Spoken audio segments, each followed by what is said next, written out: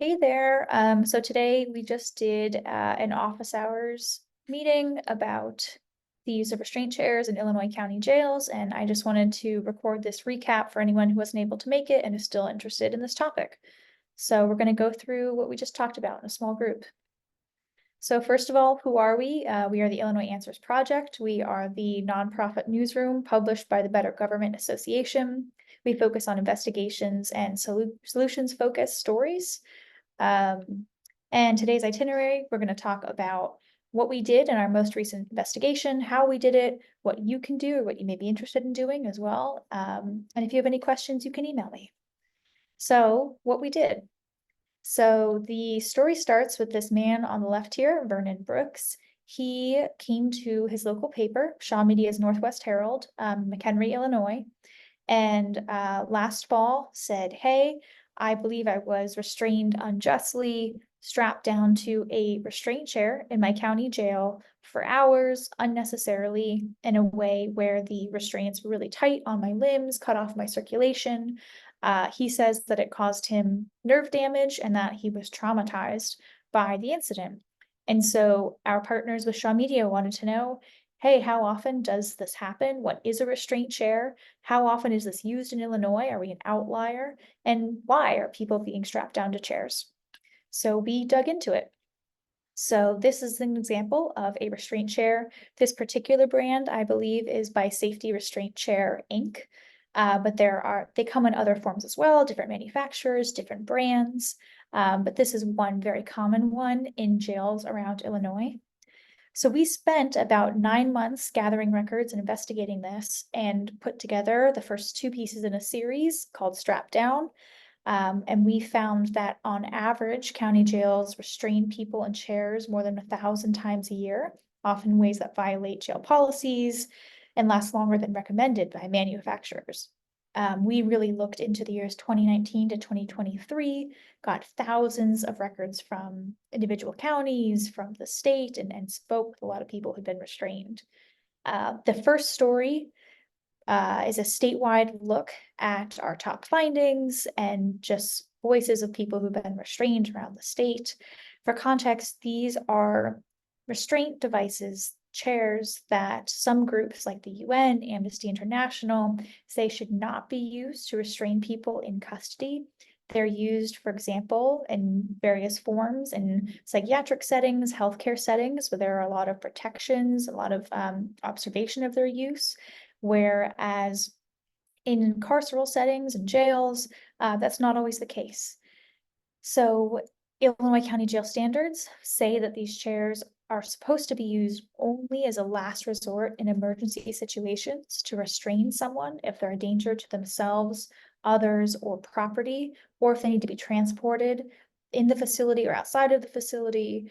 But people who've been restrained and records suggest that that's not always the case, that sometimes they are used if there's no cells available, if somebody's acting out, if somebody is having a mental health episode or is grappling with a substance abuse disorder that is not being treated, instead of receiving any sort of treatment, they are then strapped into the chair.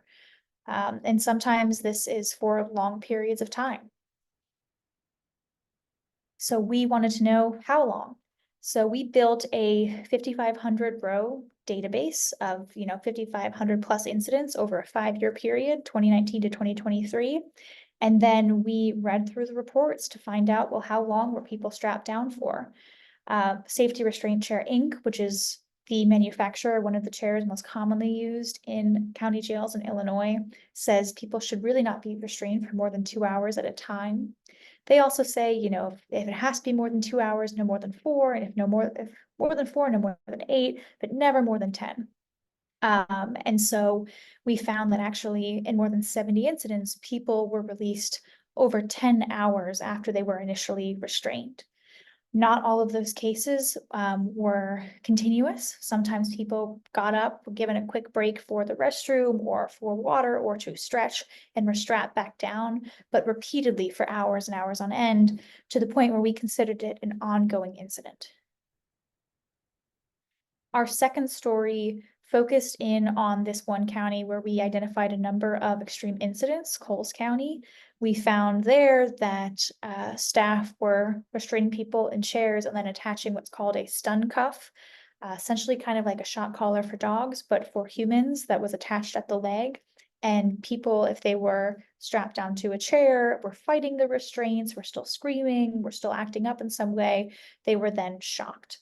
People who experienced this told us that they felt like they were being electrocuted or electrified. They were terrified.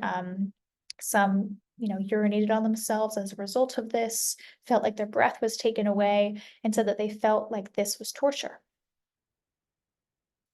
We have some more still to come in this series, stories focused on specific counties. We plan to publish all Illinois county policies on the use of restraint chairs online. So say you want to find out what the policies are in your area, we'll make that available. And we're working on a zine highlighting our top level findings as well as state policies and leading guidelines. So just backing up a bit about how we did this. So we filed Freedom of Information Act requests with counties. In Illinois, there are 102 counties and 92 county jails. Small asterisk there because it's possible after the period that we looked at, 2019 to 2023, I believe one small county jail has closed. But at the time, 92 county jails. And we also filed FOIA requests with the Illinois Department of Corrections, which has some oversight authority over jails in our state. We then compiled those records, built a 5,500 row database, and we spoke with sheriffs and jail administrators, corrections and mental health experts, and interviewed dozens of people restrained in chairs. So this is an example of some of the records that we requested from those individual counties on the use of restraint chairs.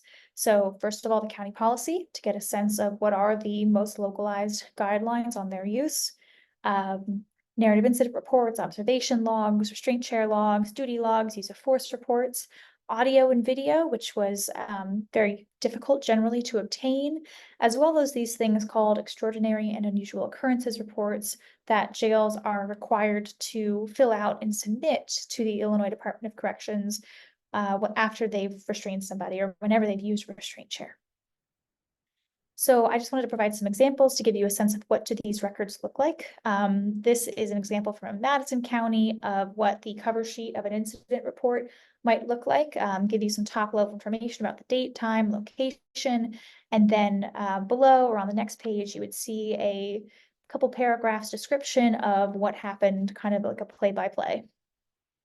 This is an example of an isolation log, might also be called, depending on the county, something like a isolation log, observation log, suicide watch log. And so you'll see here, I have redacted the name of the individual. I did receive the name from the county, but just for their privacy, redacted it here. But you can see the time stamps of the officer who was initialed and what happened at that time. You'll notice someone was placed in restraint chair at 7:30. Was periodically checked at different times, and then eventually at the end down there, removed from the chair. So that is also a way to get a sense of what's happening while someone is actually restrained. This is an example of a Madison County duty log. So sometimes counties will have this just giving a sense of what's happening in a facility over time. Sometimes it's not specified to an individual or to an incident, but it's kind of giving you a point of time of different events that are taking place. You can also use that as a point of reference to get a sense of what happened in a given incident.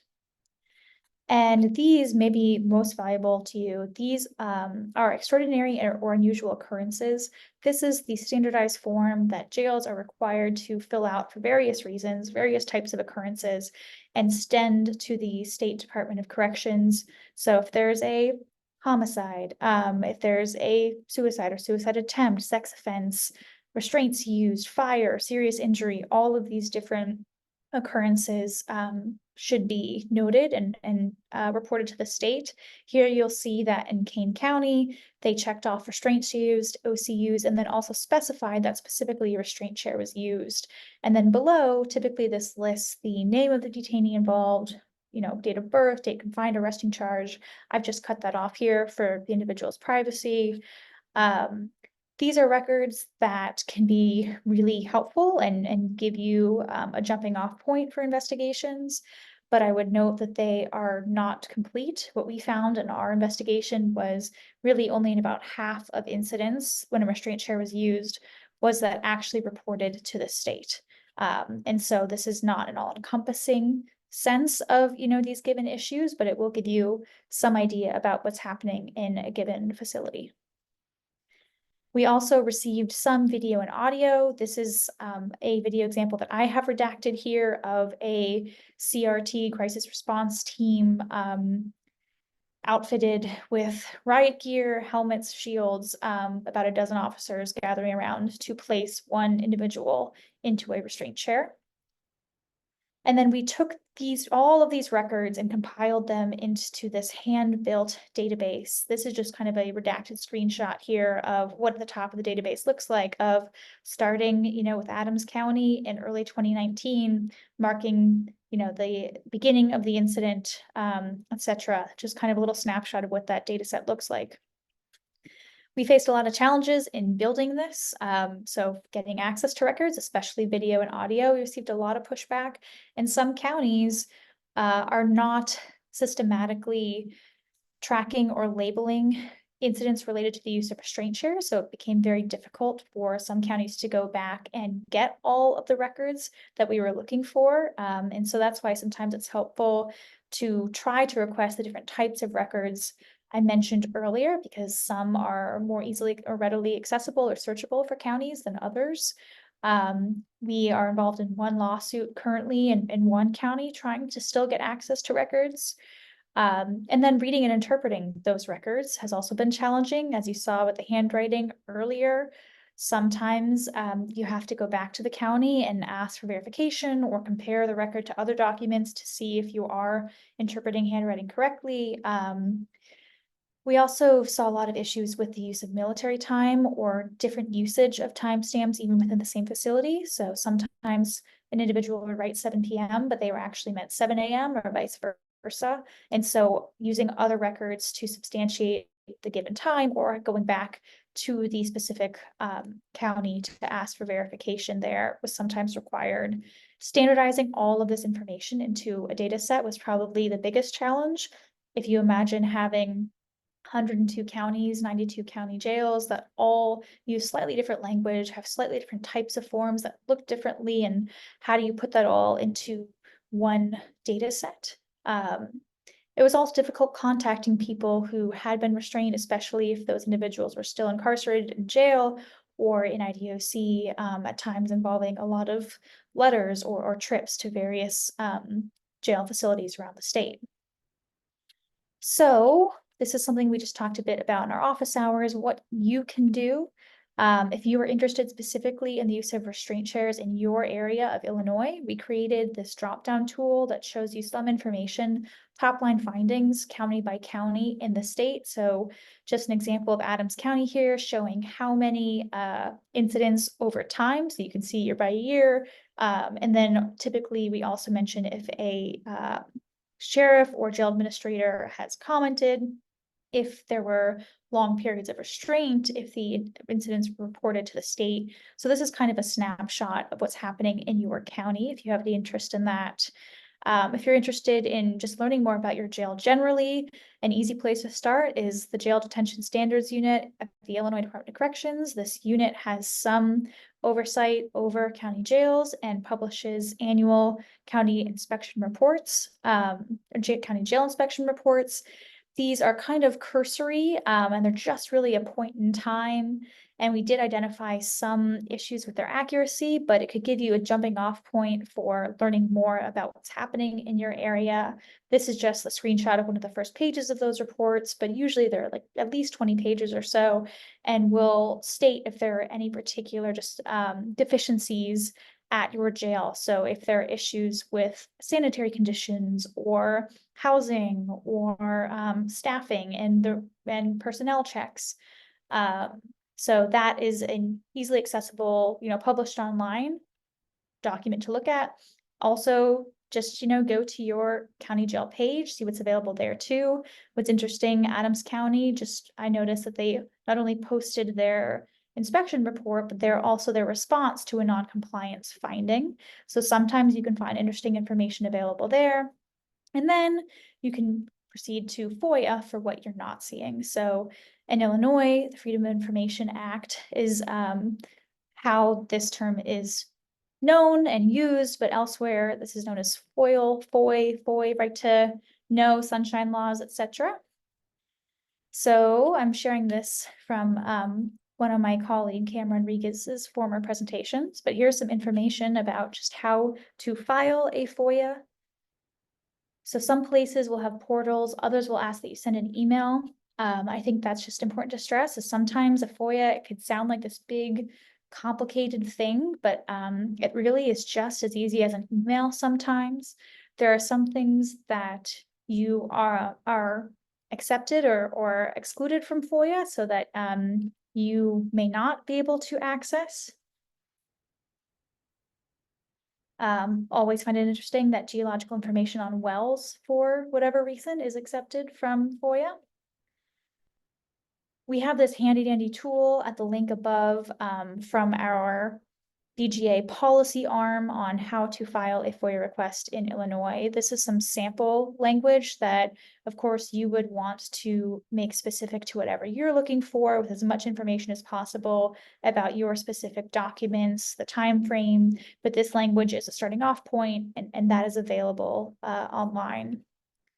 If you have any questions about this information, any follow-up comments, anything like that, feel free to reach me at ghaug@illinoisanswers.org. And please join us live and in person for our next office hours event. Thank you.